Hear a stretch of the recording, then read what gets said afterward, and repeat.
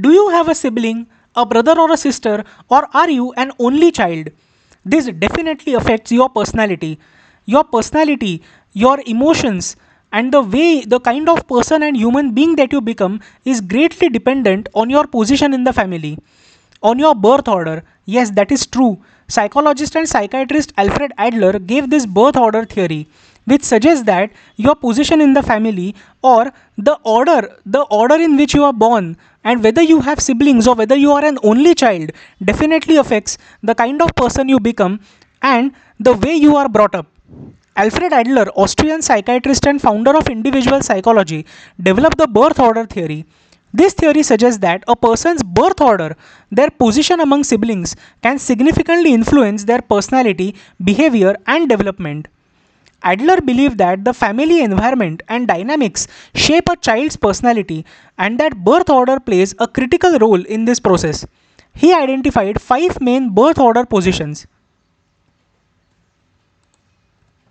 These positions are firstborn, secondborn, middle child, youngest child, and only child.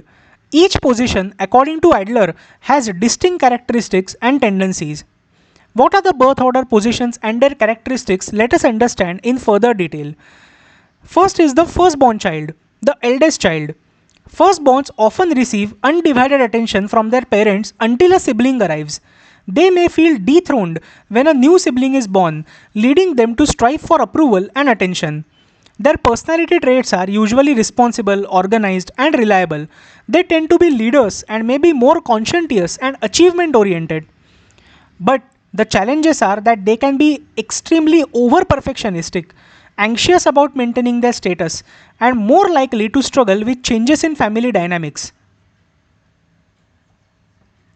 Second born child is characterized by competitiveness, ambition, and they are often in search of ways to differentiate themselves from the firstborn.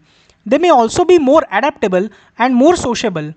Second born children do not experience the undivided attention that the firstborn did. They often feel the need to compete with the older sibling. So the challenges are that they can be rebellious or overtly competitive, trying to outdo the older sibling. Then there is the middle child. The middle children are sandwiched between older and younger siblings. They may feel overlooked or marginalized within the family. Usually, middle children are diplomatic, peacemakers, and good at negotiation. They often develop strong social skills and can be very independent. However, they can feel neglected or undervalued, sometimes leading to difficulties with self esteem or a sense of identity. Then comes the youngest child. Youngest children are often pampered or spoiled by their parents and older siblings. They benefit from the experiences of their older siblings. Usually, they are charming, outgoing, and attention seeking. They are often perceived as fun loving and risk takers.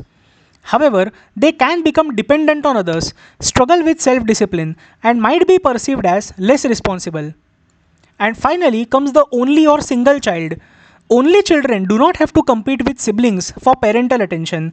They spend a lot of time with adults, which can influence their development.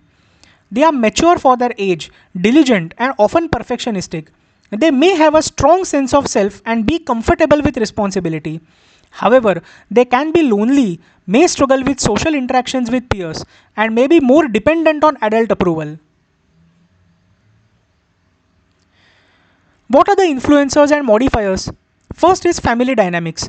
The actual impact of birth order can be influenced by various factors like age gap between the siblings, the gender of the siblings, parental attitudes towards children, and family structure, whether it is nuclear family or a joint family. The parenting style also plays a significant role.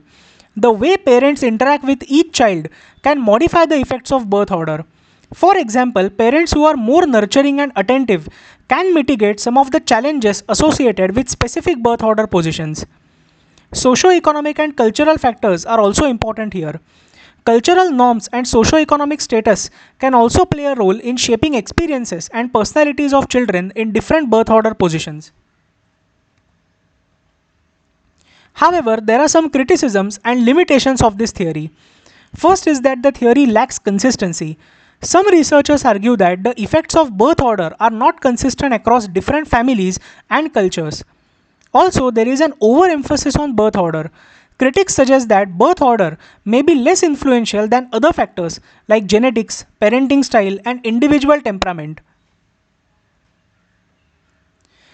Empirical evidence is also less.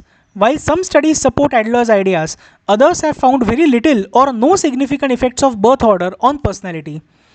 To conclude, Adler's birth order theory provides valuable insights into how family dynamics and sibling relationships can shape personality development. Although it has its critics and limitations, the theory highlights the importance of understanding individual differences within the context of family environment. By considering birth order and other influencing factors, parents, educators, and psychologists can better understand and support children's development. Thank you so much for listening.